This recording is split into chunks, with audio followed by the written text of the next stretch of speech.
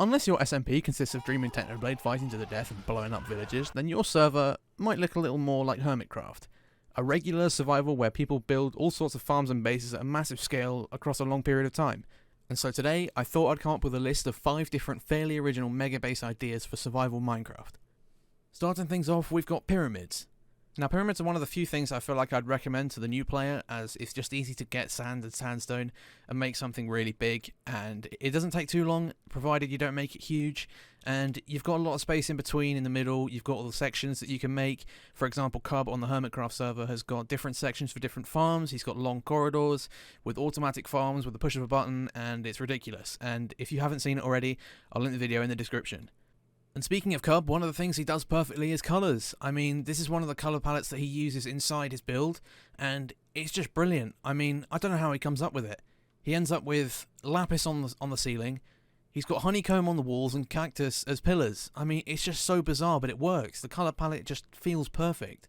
Now, the main advantage of building a pyramid is that mining out the space gives you the sand that you need to build the pyramid in the first place, meaning you're sort of killing 2 birds with 1 stone by mining the area out of sand and then building said thing out of sand again. The other immediate advantage with pyramids is that they fit basically anywhere you put it, as long as it's in a sand biome, because you don't really need any formed terrain to do any sort of terraforming or anything, and it just kind of fits wherever you put it. Whereas with some villages you have to find the right place, and you've got to find the right terrain, and you might have to terraform a little bit, and only then will it look half decent. Whereas with pyramids, you can sort of just put them down wherever you want, and it will look good enough. Next up, we have medieval bases. Now, this was my medieval base from my old SMP server, and as you can see, it turned out quite well. I mean, the only problem we had was having to farm all this wood and get all of the concrete for it, but in the end it turned out quite nicely, and I even put my diamonds in the middle just because, well, it was a bit of a boasting thing, although I was far from the richest person on the server. Adding small details like the shops and things, all these different market stalls, just makes it all really tie together. The lanterns really fit the theme. And even rooms like this, I mean, this was just underneath one of the buildings, and we had like a small workshop going on in here. We had different ingots for sale, and we had like a blast furnace over here, random items on the floor, and it just turned out alright, as well as some buildings that were completely unfinished. As you can see here, we started this, never got around to it. This was meant to be a museum sort of area, and we were going to have all the different paintings of what it looked like before and build it all the way up, but we just never got around to it. And then over here we had an extra set of shops. We had a bookstore, we had some more chests over here, and we had a basalt generator, which I wrote a long instruction manual to do. And yeah, it would just push up the basalt, and you'd mine it from the top, and it worked great. And then the next project was this. I mean, it turned out alright, I think. We ended up with a big building, which is what I was going for. We had a pool in the front garden, which, again, sort of turned out alright. I mean, I think it could have definitely been improved upon. But here we go, we could have had a little bit more colour or something on the sides. And then the inside, well, it looks better without shaders. Let me just turn shaders off quickly.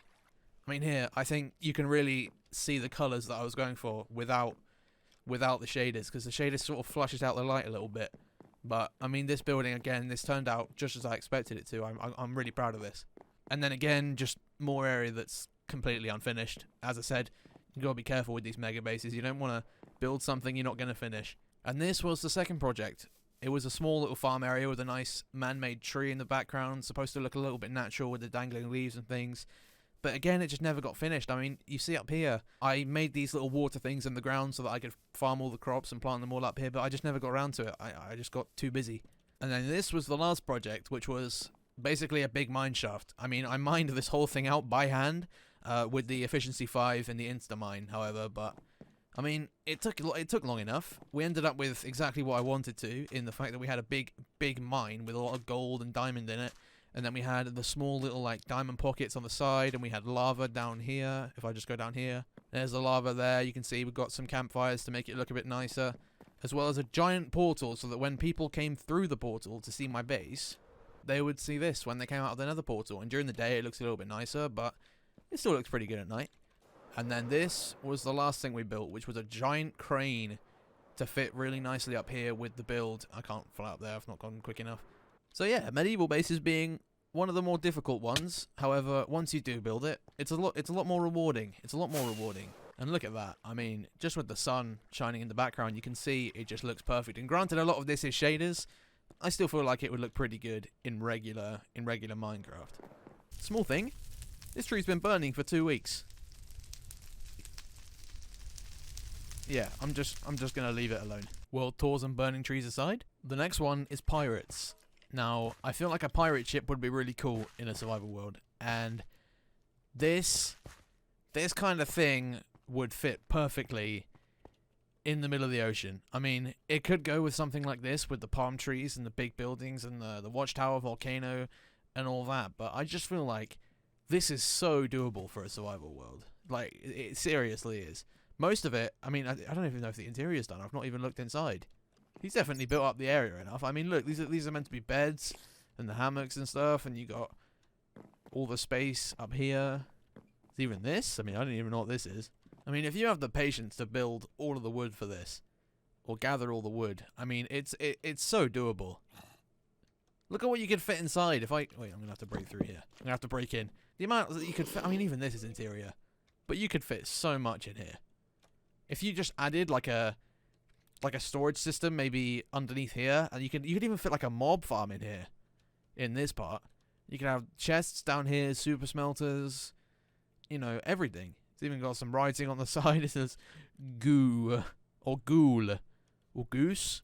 Is that an S or an L? Although one thing to mention about this is definitely scaled up. As you can see, the telescope is a lot bigger than I am. As you can see, I'm going to have to sort of jump up here to reach it. And it's the same thing with the steering wheel at the top, is that you can't really reach it. It's not the appropriate height. You know, this is a lot higher than it is usually. But the reason they do that is because when you build something really big, the detail you can go into is ridiculous. You can fit so many small things like buttons and stuff, and from far away, the detail that makes and the difference it makes is so much more than if you just made a small boat with the buttons. You'd end up with less space per thing. And also, if you include the mountain like he has, you can add basically everything that you didn't fit in the pirate ship to begin with. Granted, this is a lot more effort, I think, than building one of those. I mean, they're probably even, but this, mainly because of the stone and all the different materials that it needs. I mean, up here you're going to need the concrete and things, and I think making the inside of this look good enough, again, rather than just being some stone on the inside, would take a lot longer than making this look good, because as you can see over here, the way he's done this is just sort of fill the interior with different types of cloth and carpets and that kind of thing, chairs. It's a lot easier to make the inside of this than it would be over here. Just realised I completely forgot to credit the owner of this build, so here we go. This build was made by JStokeM2 on Planet Minecraft, so go check him out. Again, link in the description. This build was absolutely amazing to look at. This next one is something I feel like people forget a lot, and that is you don't have to build one big thing in the middle of your base. You can just go with lots of smaller buildings like people often do in medieval villages, like I showed you earlier, and this is no exception. This was done by Danny4355 on Planet MC, and what he's done is combine a lot of these smaller medieval buildings like this one, and he's put them all into like a village sort of thing where they've all got a little space in the area and they could all have one thing in them. For example, if you wanted a storage system in this one and a mob farm in the next one, maybe in this slightly bigger one, and you wanted a bedroom in this one and a wheat farm in this one, you can do that. And that's the advantage of having one of these bases, is you can spread everything out without having to combine them all into one thing. One thing to mention as well is that Danny actually made this in Minecraft 1.12, which means that this was before a lot of the more recent block updates, meaning that a lot of these blocks actually could be outdated. You could probably make a better looking wall than this with just the cobblestone, and you could probably make a better looking front area than this has. However, having said that, he's managed to find some creative ways to make villager farms. He's even got a pathway to the castle. This goes all the way up the side and all the way up the top, and it goes up to the top castle gate. And I think he said on the forum that he has a castle gate that opens and closes when you press the button, which is just another added detail that always fits in these kind of builds. Now this last one's more of an added bonus, but I just thought it was too cool to leave out. Now this is called the Arctic Exploration Vehicle by Captain_Jack on Planet Minecraft, and it's inspired by Rob Watkins, who made this beautiful Arctic Explorer, which just looks perfect. It's got the right scale. These wheels are absolutely massive. He's even got armor stands to scale here. It's absolutely huge. He's used a lot of methods that aren't really vanilla Minecraft. As you can see, he's sort of used some barrier blocks here to make the levers look like a chain.